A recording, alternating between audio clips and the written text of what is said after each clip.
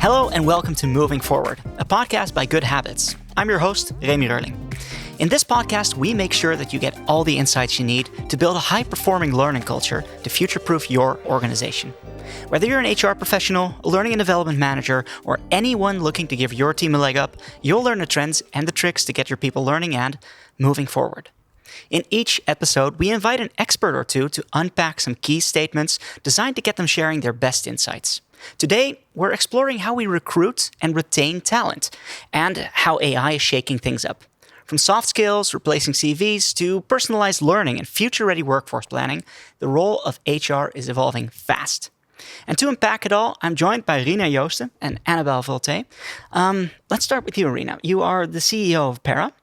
Could you tell us a little bit about what Pera does? Yeah, sure. Thanks for having me. No problem. What does Pera do? We basically help recruiters to predict which candidates are going to perform well after they're being hired in the job, which is quite difficult to see from a resume or just a conversation that we're having with someone. But actually AI can find patterns that we don't see. So that's what we're doing. AI-based. It's definitely AI-based. Cool. I can already see the sort of AI hooks in there. Yeah. And Annabelle, since you're the CEO of GoodHabitz, of course, could you tell us a little bit more about the collaboration that Pera and GoodHabitz are going to have? Yeah, happy to. And welcome, Rina. Great to have you. Great to see you, Remy. This is a super exciting partnership for me. And it's been, first of all, an amazing collaboration so far working with Rina. We talk a lot here about impact. And our clients talk a lot about impact. And it's one of the hardest things for people to measure is skills and competencies as it relates to impact on businesses. If you look at reports like the World Economic Forum Future of Jobs report, just from February of this year, you'll see that most global CEOs and leaders are struggling with the same thing, which is understanding what skills they have, what skills they don't have, what gaps they have, and how to fill them, either through developing their own employees or finding talent with the skills that they need. So for me, this was a natural partnership and a great connection when we saw, look, we might have an opportunity to work together and leverage AI, which is really an interesting way for people to understand without the biases, as you explained before, to understand what talent we can bring into organizations. And then we work together with Pera to help develop the talent that's already inside the organization. So I think for me, it's been a natural transition. At the end of the day, we also are on a mission to measure the impact that we get out of leveraging natural language questions to find the right talent and develop talent through our courses as well. Right. This is something that lives within basically all of HR too, of course. The whole impact statement of how do we measure that impact is one of the biggest and most long-lasting questions that they have. So let's get into that. What we usually do here at Moving Forward is we go through 4 statements in a row, and then we discuss a little bit about if this is true, yes or no. Okay. So let's get into the first statement now. Statement number 1. The smartest people aren't necessarily the right people.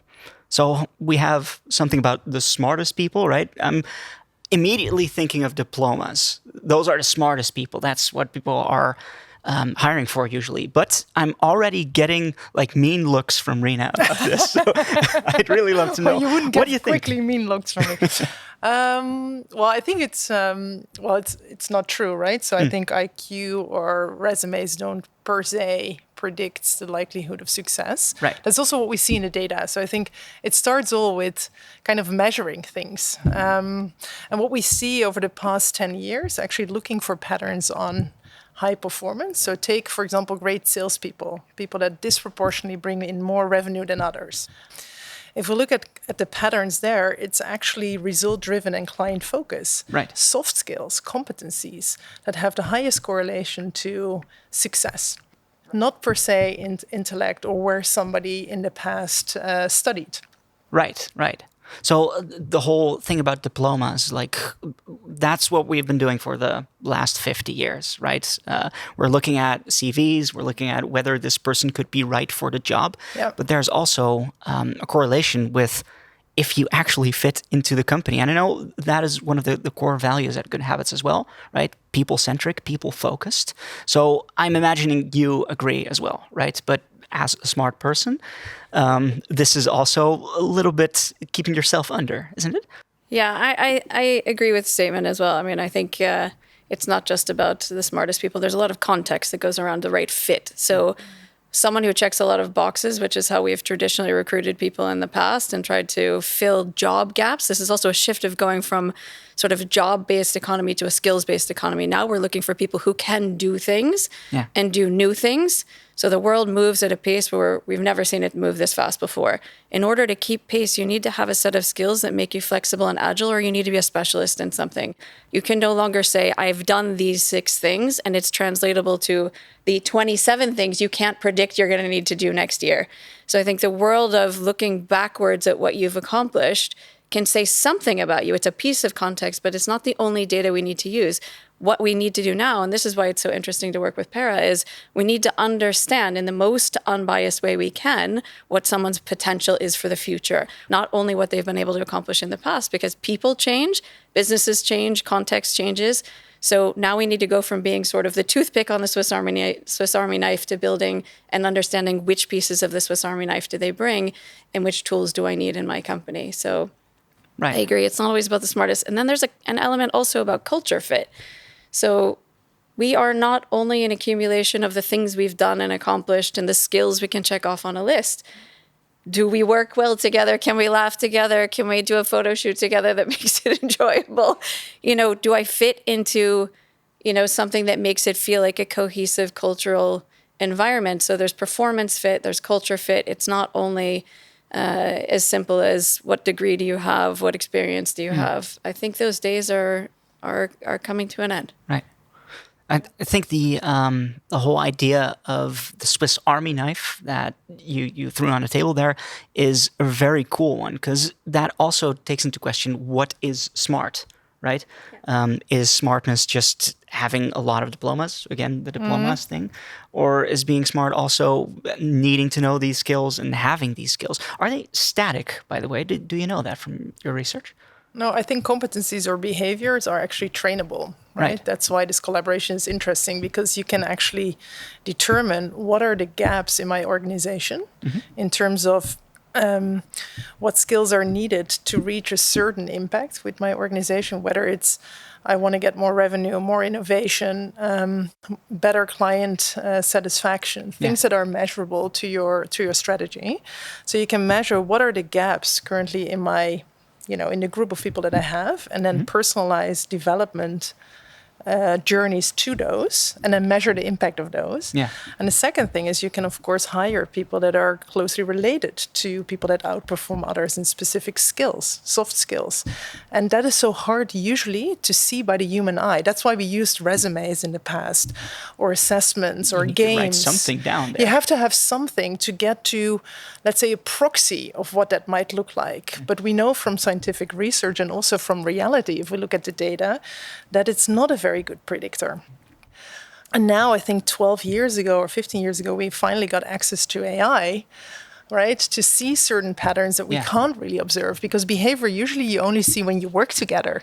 And in the hiring process, that's too late. Yeah. Right? You can't turn back. That's why a lot of companies actually have retention as an issue, right? People leave the company because there was not the right match.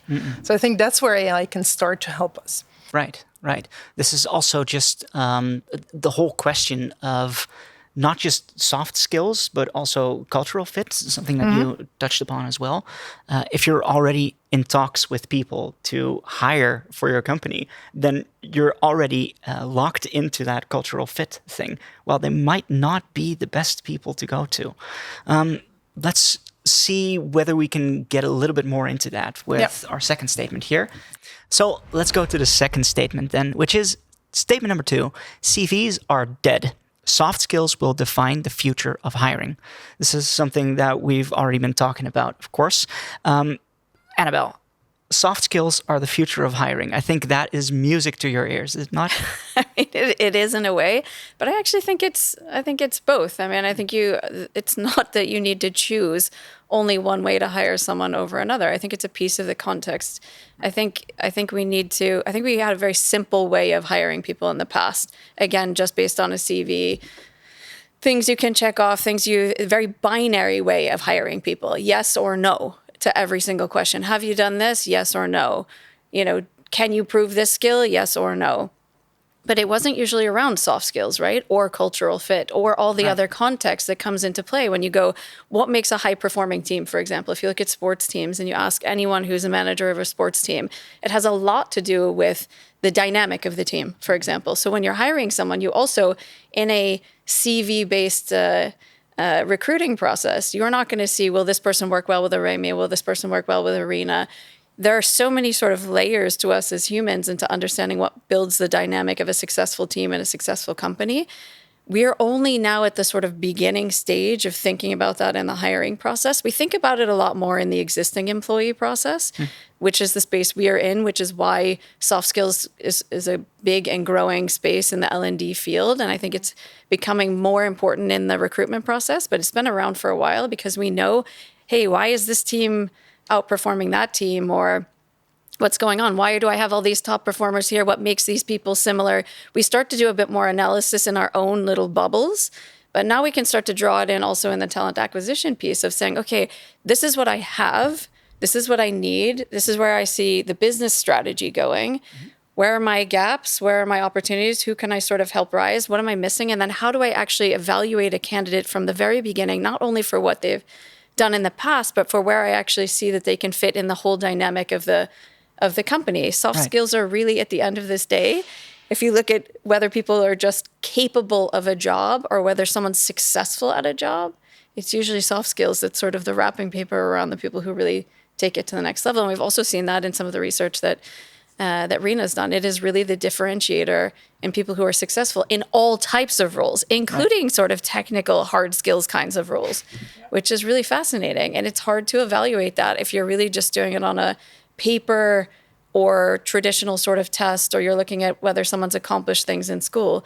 You really need to understand sort of the other layers of the person and what they're capable of on an interpersonal level, and how they're going to work in the dynamic of the company and how flexible they are for the future. Because, like I said before, things change very fast now. Right. The thing that constantly lives in my mind as you both are saying this is how? How do we recruit people based on these sort of skills or competencies? Because the first thing that comes to my mind is just a really lengthy assessment that assesses all of your proclivity to, working in a team or being a leader, that sort of stuff. But does that make the whole recruiting process way more tedious and way more annoying to go through? Yeah, no, definitely. Oh, there we have it. There we have it. It's extremely annoying. I think it's also very unpersonal. I think that's also a great thing about this AI era, that you can also personalize things, right? So the way we do it is that we ask 3 open-ended questions. Things like, what is the greatest thing about you that's not on your resume? Right. Or what's great leadership for you and why? So really open questions that you answer. And that's where the AI comes in, because the AI can actually detect in your language use markers that we don't see with the open eye, with the human eye. Right, so it picks up signals, and those signals we then compare with tons of data that we collected about employees, their observed behaviors and competencies, and how that behavior actually related to a certain outcome. Outcome could be, again, number of innovations that you launched, the number of clean code that you release in a sprint, customer success. So again, objective, measurable outcomes. And that's where the intelligence piece comes in. You might remember, right, the self-driving cars. In the beginning, I think 10 years ago, we had this whole discussion about, okay, there might be accidents happening, but it becomes, and it doesn't mean that it doesn't make a mistake, but it makes far less mistakes than a human being would do. So I think the intelligence after 10 years that you build up, that you can now leverage yourself to make a better decision, and to actually, I would say, also discover new talent, right? The talent pools are only shrinking, right, from a numbers perspective. So if you have information intelligence that opens up a complete new talent pool. Yeah, that's I think what we're after. There will be an 85 million person skills gap shortage for jobs by 2030. That's a lot of people. That's not that far in the future, right? It's not that. It's in 5 years.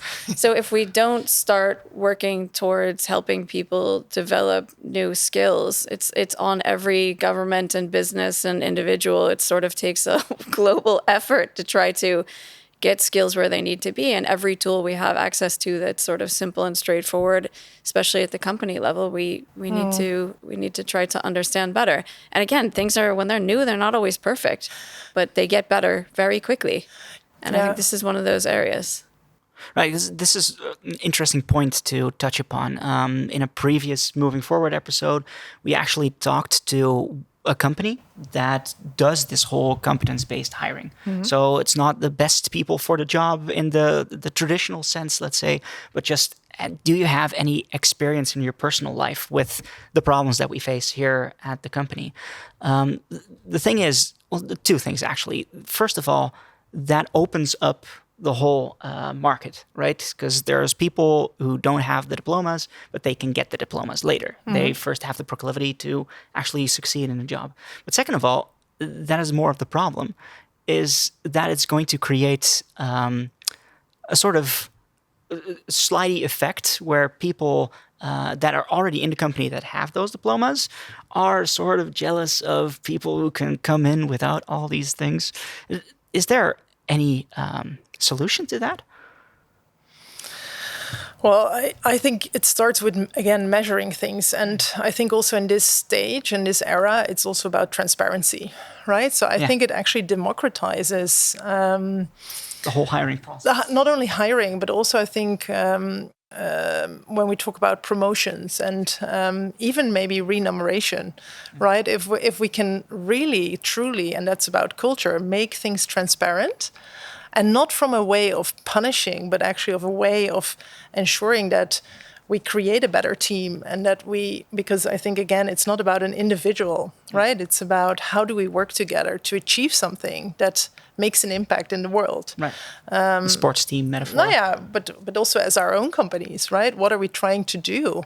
It's not about only making money. It's actually about creating an impact in the market with our clients, with professionals. So I think if you can make that transparent, actually it's not about making things jealous. It's about measuring impact and helping people to get there. Right.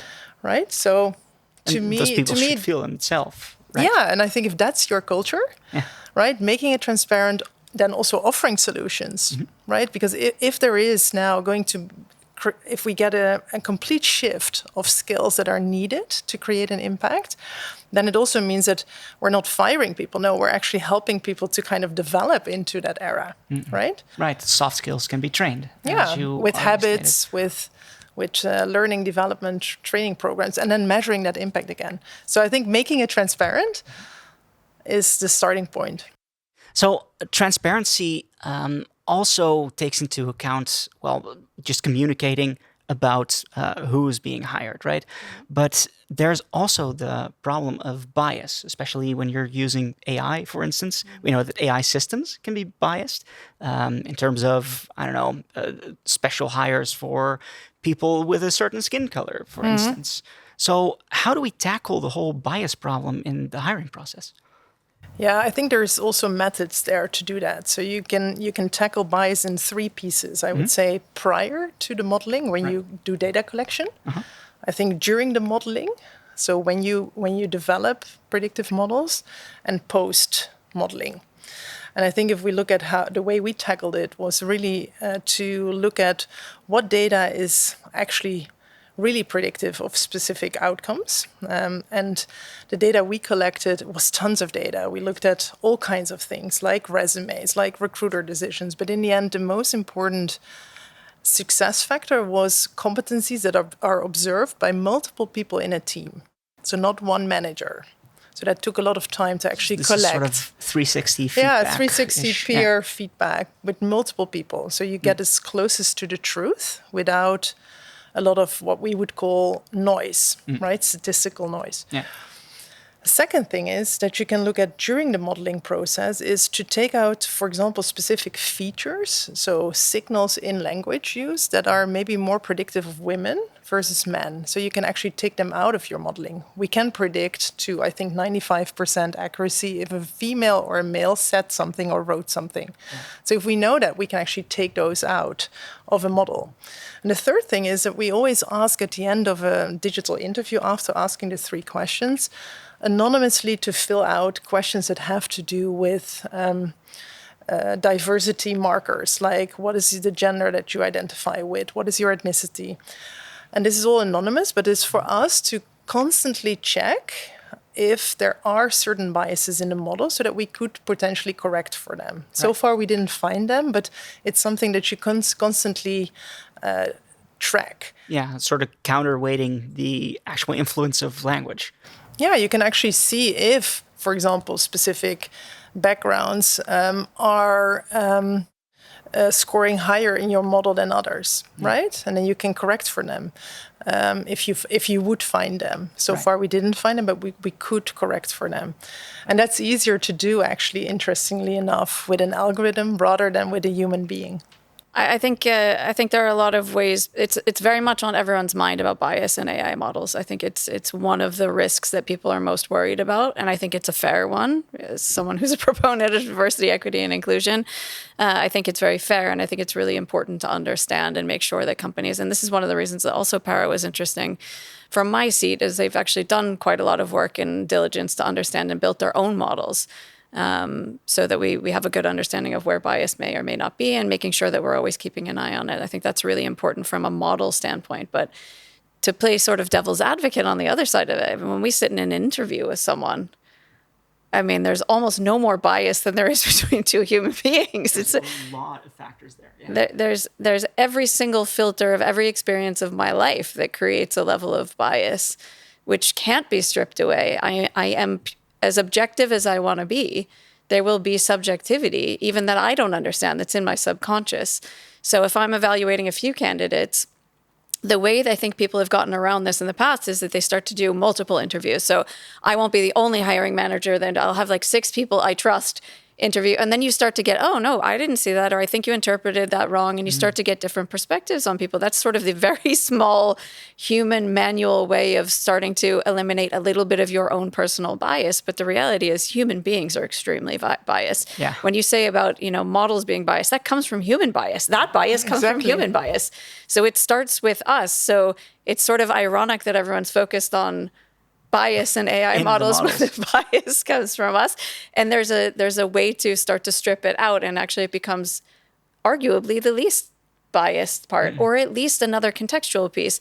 And with Pera and the way it works, it's not making a decision for anyone. So if your context or your bias as a decision maker or a hiring manager says, I want to overrule whatever I see, it's just a piece of context. It's a very interesting, very helpful piece of data and software that helps you understand the skills and competencies that you can't get to the same way between 2 human beings. I think that's really valuable to have both. And so the hiring manager ultimately still makes a decision. So whatever level of bias you do or don't want in your decision making is still up to the humans involved. It's a tool for control, but then also keep a human in the loop. So human in the loop. They can have the right decision. Well, we've talked a lot about AI, obviously, and also how to bring in talent using AI. Mm-hmm. But there's this other thing, and that's what statement 3 is about. Statement number 3, AI can effectively enable HR to retain the right talent. And there's the word retain, which is more of our ballpark here at GoodHabitz, of course, trying to upskill people so your best talent is retained. So human skills, they're great. They're cool.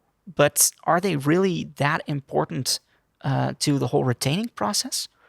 Yeah, I think they'll become more and more important, actually, as jobs evolve. Like I said, 60% of jobs, according to many studies, and probably even more than that, will probably need to evolve in the next 3 to 5 years. A lot of that comes from this technology. It comes from people being expected to understand how to use these technologies, how to become more efficient at their work and work in different ways. And in order to be employable in different places within an organization or in another organization, those skills are incredibly valuable. And as you start to build skills that make you more efficient and more productive in your job for the sort of black and white outcomes and impact on the very specific parts of your job, did I do this many widgets per hour, et cetera? If you can leverage AI to do more and more of that, which is what a lot of companies are doing, those skills, one, are an asset to the employees as a whole. So yes, I think HR is doing a benefit to the employees they have to prepare them for a career within their company and beyond their company. But on the side of that, what we get to be better at, what we have more time for, is the sort of human dynamic between us. And how do we build more effective teams? How do we communicate better? How do we communicate across different cultures? How do we communicate between different departments? That's something we're always still working on here as well.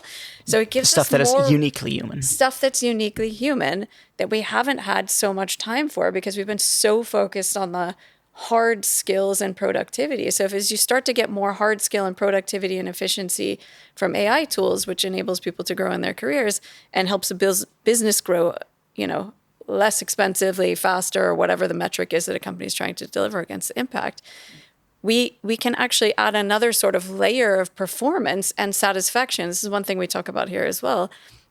In content we're starting to create is really around wellness at work. Right. So we all are at a stage, human evolution in the last 10 years in our careers is dramatically different. Now we expect to feel fulfilled. Imagine that. That's one of the metrics, yeah. We expect to come to work and feel good and go home and feel good, as good as we did before we arrived. In order to do that, there are a lot of human components that make that possible. It's not just whether Remy is better at producing 5 more widgets per hour. That will not necessarily give you more job satisfaction. So when you talk about HR and that department retaining people, the more grounded, purposeful, satisfied, fulfilled employees I have who are building deep connections to other people, who understand their roles really well, who are continuing to grow both within our organization or develop new skills while continuously being productive and efficient and helping deliver the P&L, et cetera. Yeah, I think that is a tool, not the only tool and not a magic tool, but it is for sure for me a tool that HR can use in the future for retention. Cool, because there's a lot about learning, right? And we've all talked about change management. One of the competences that governs this is just resistance versus change or adapting to change, which is one of the more prescient, how do you say that? Precious? No, the prescient, indicators. There we go. That's the word. So one of the more prescient indicators of whether you will stick with a company. Because if a company changes, and we all know companies change a lot, all of the companies do, especially now, then being resistant to change is one of the bigger things. So I'm wondering, is this also something that comes out of your hiring process, your research about the candidates that you've already been selecting using Pera? So are these people happier in their job once you've seen that they've been selected for competencies? So I think if we have clients that actually measure happiness or, employee satisfaction, we do see that. I think one of the key things that we found in the research is that companies that transform faster, innovate faster, have competencies that we would call learning agility. So they can deal with lots of uncertainties that happen around them. They kind of act quite flexible. So this is all based on data. So we found that those candidates and employees that have those skills are easier to drive output in innovation or change. And I think that's where it starts, right? If you look at learning, if you look at candidate hiring so far in boardrooms, the CHRO, it was usually seen as the soft stuff, right? The CFO is looking at financial data, operational data, etc. But your most important asset, which are people, actually it should not be anymore about, how many people actually left the company, that type of data, but actually a deeper understanding of why things are happening so that you can actually act upon them. And I think that's what the future of HR is about. And that's what we're trying to bring to the table today. Right. So that is something that you sort of select for as well, learning agility. Yeah, definitely. That could be one of the things that we're selecting for. That's great, because that is also what we've been seeing here at GoodHabitz as a supplier for learning, that a lot of the companies that do a lot of learning or keep it within their work cycle, they're usually happier companies. And we see that for us as well. So what would your primary tip be for L&D managers or HR managers to introduce that learning agility within their organization? I mean, I think change is uncomfortable for everyone, even people who are good at change and like change or drive change. It's filled with uncertainty, and the more you can sort of give yourself some consolation with a little bit more certainty or something that's in your hands and tangible and power to feel like you can move through any. And the beauty of learning with things like what we do at GoodHabitz is I have this problem today. I can go learn something about it. It is in my control. In change management, it's really a sense of loss of control that I think is really uncomfortable for people. Learning puts a lot of control in a lot of people's hands. And I think it really empowers an entire workforce to feel more prepared, mentally prepared, emotionally prepared, and prepared at work for a lot of different kinds of changes. That helps people communicate up, communicate down, prepare for changes that are coming. So I think it's a tool that actually empowers people through moments of change. And at the end of the day, if you look at people around the world and you look at these blue zones and people who live the longest and are happiest, they're always learning, they're always moving, they eat always right, doing they new do a lot of stuff other too. things. Yeah. But it's never sort of feeling like you're done.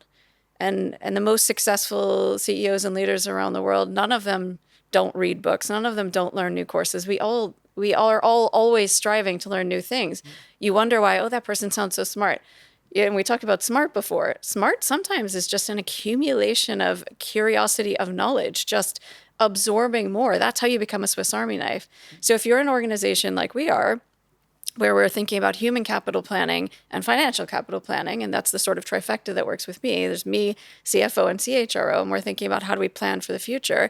If we want to have 500 Swiss Army knives, that's one strategy. That requires a lot of learning and development. If we want 1,000 toothpicks instead of the whole Swiss Army knife, that's a different strategy.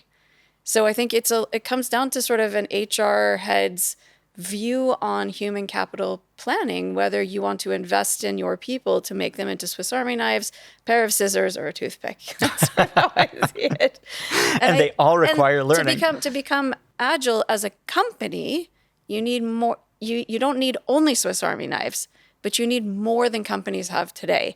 And when you're born, you're not born a Swiss Army knife. You're born a toothpick. You need to start to accumulate these other tools in that small pocket knife.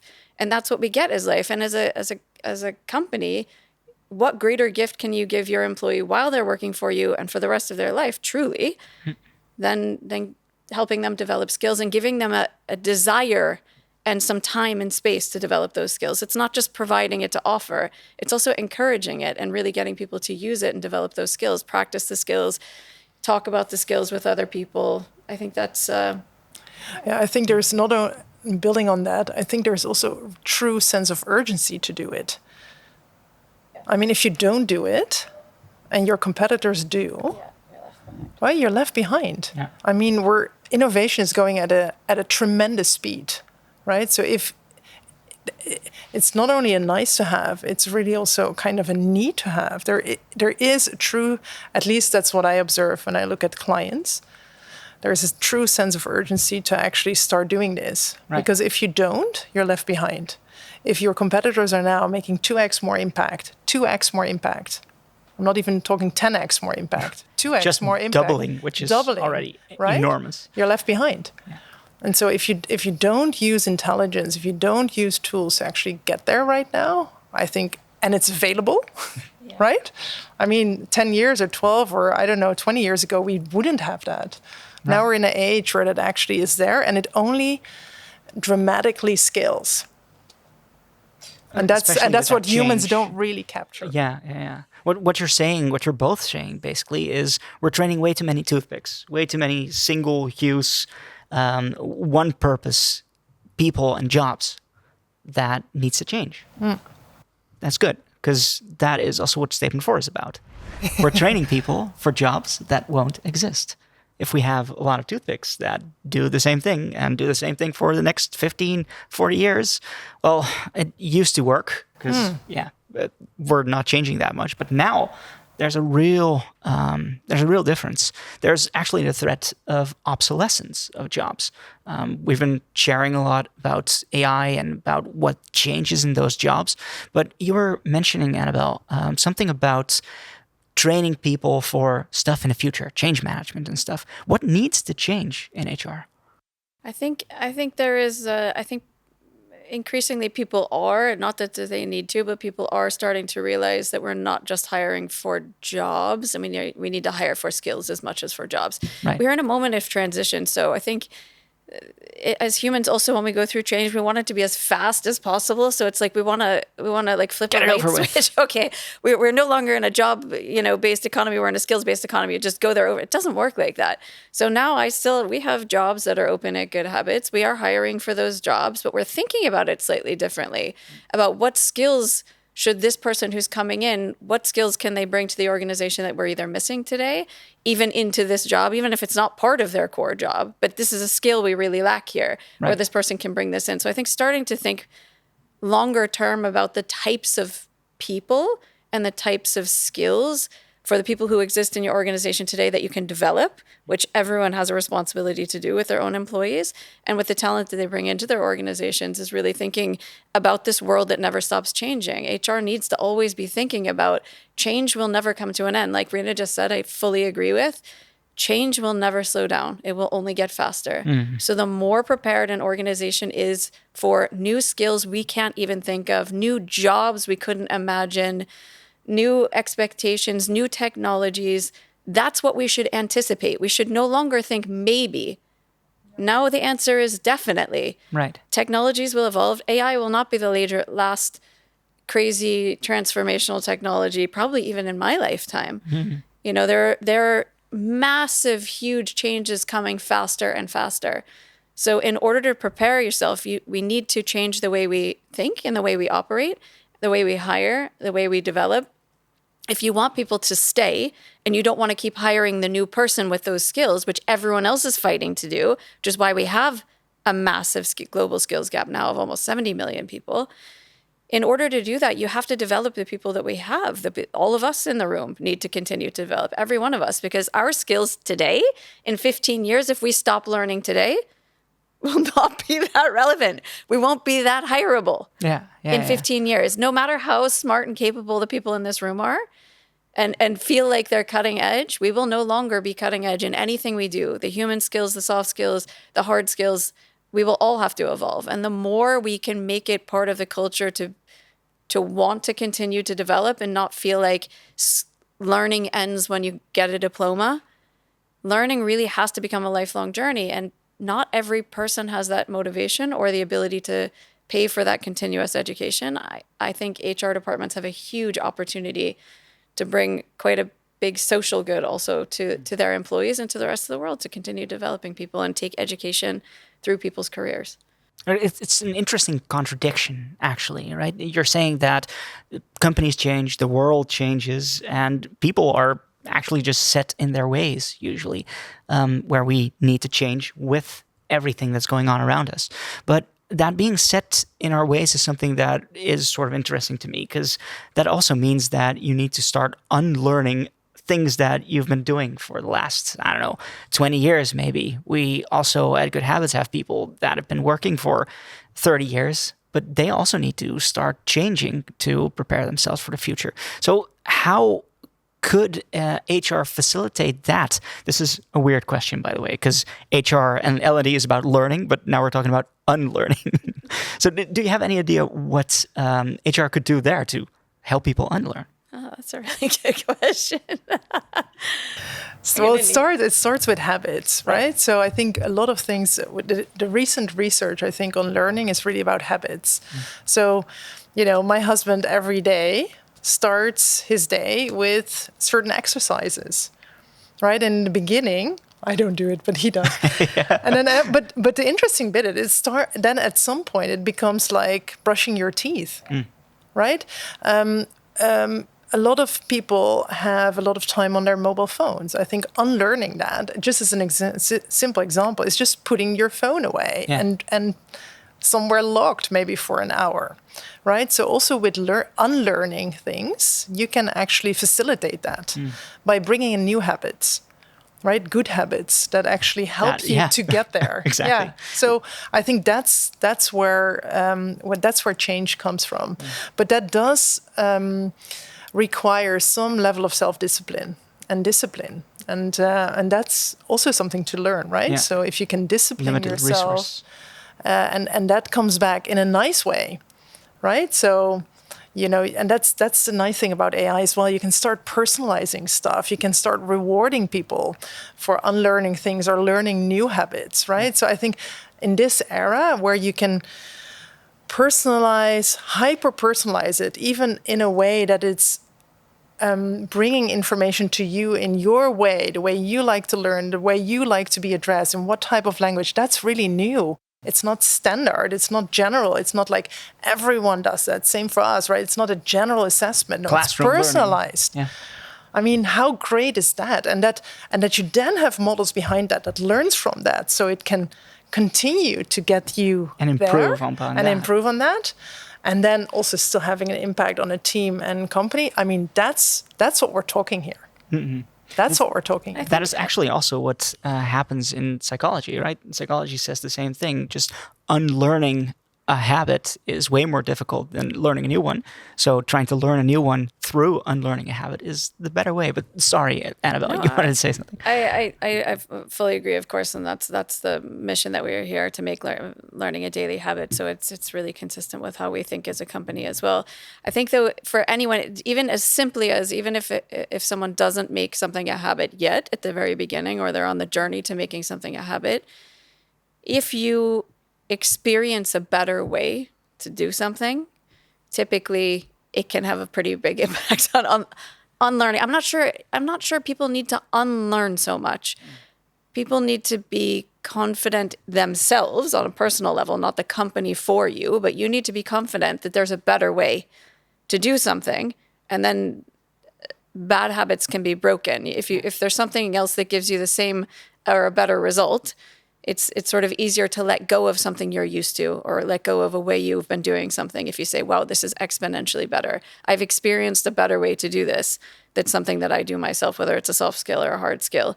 I think that's a different way of thinking about it. Instead of actively unlearning or replacing a bad habit with a good habit, it's just, I used to do it this way. It was very manual. It took me a long time. It cost me a lot of money. It involved a lot of people. It was really unpleasant. I didn't like doing this thing. And now I can automate it for like 30 cents a year. I mean, of course, you don't need to unlearn the way you did that. You just need to make the choice that there's a better way, or you need to be open to choices that are a better way. Right. I think sort that's of a different way. meandering naturally into that new set way of doing things. And then making learning a habit is really important, because it gives you sort of an endless basket of skills and ways to sort of be open to new ways of doing things better, because that's the way the world will work. We're always evolving. Right. So learning a new skill is actually the same thing as making it easier for you to learn a new skill. Yeah. And then learning it even easier and easier and easier. It's all fine and dandy that we're talking about that sort of stuff. We also have HR personnel that do have their own sort of KPIs and stuff. So I want to tackle the most pressing problem for most HR workers right now.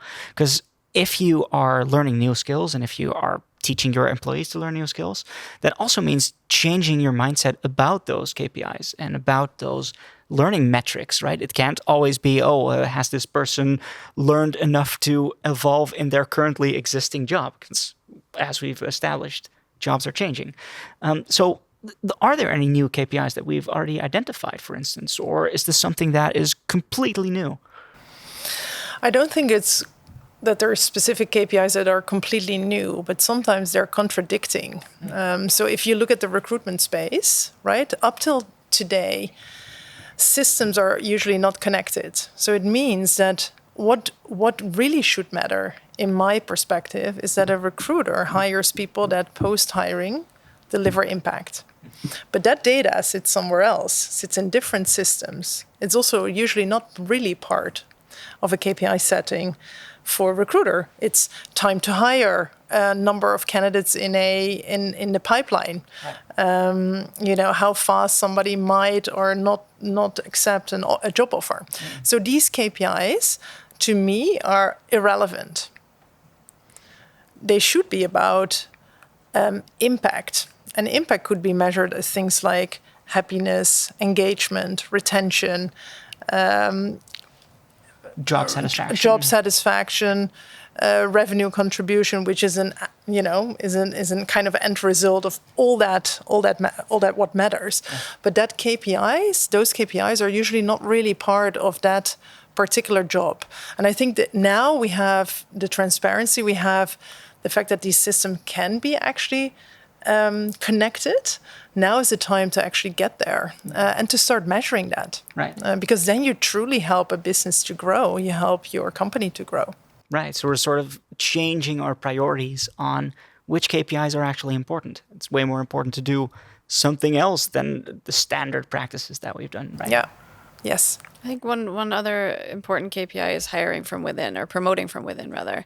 So if you're doing a good job of developing your employees, then you don't always have to look outside. If you know what your skills gaps and skills advantages are in your organization, and you continue to provide the tools, and you have a learning culture, you don't need to hire externally as much. You can continue to grow your business successfully to new markets with new products and expand without having to hire a lot of extra people to bring in those skills. So I think that's also a really critical metric for HR. Retainment, you can leverage that. It has a lot of positive halo effects. Right. Yeah. Right. Yeah, and now you have I think also the technology to provide those insights.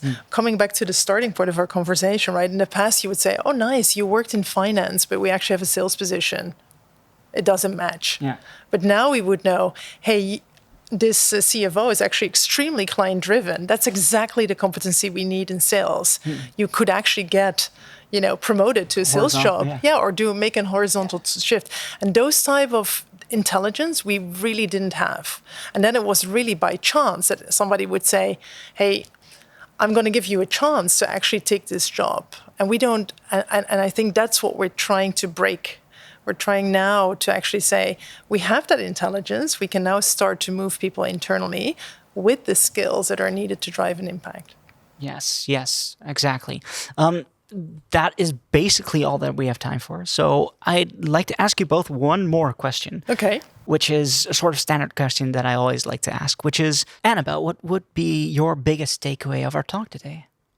I think when it comes to learning in general, whether it's assessing someone and looking at the skills they have to develop, or looking at people who you already have in your organization to develop, I think creating a culture of curiosity is really critical. People who find it easy to learn or make learning a habit start with curiosity. So anyone in an organization, whether it's HR, L&D, a manager, just an inspired employee who likes to share things that they learn, it's all about curiosity. It starts with a mind that's open to learning, and that's what helps you sort of ride the ups, the downs, the sideways, and prepares you for, I think, a happier and more successful future. So I encourage people to really stay curious. Awesome. Thank you. And how about you, Rina?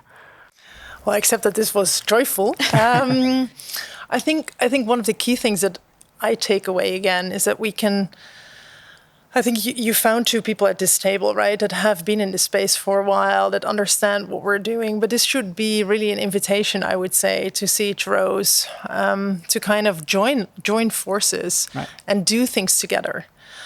Because we can talk a lot, but in the end, it's all about action and learning by doing, basically. And I think I step away thinking, let this be an invitation for others that want to learn about this, for us to join the table and do this together.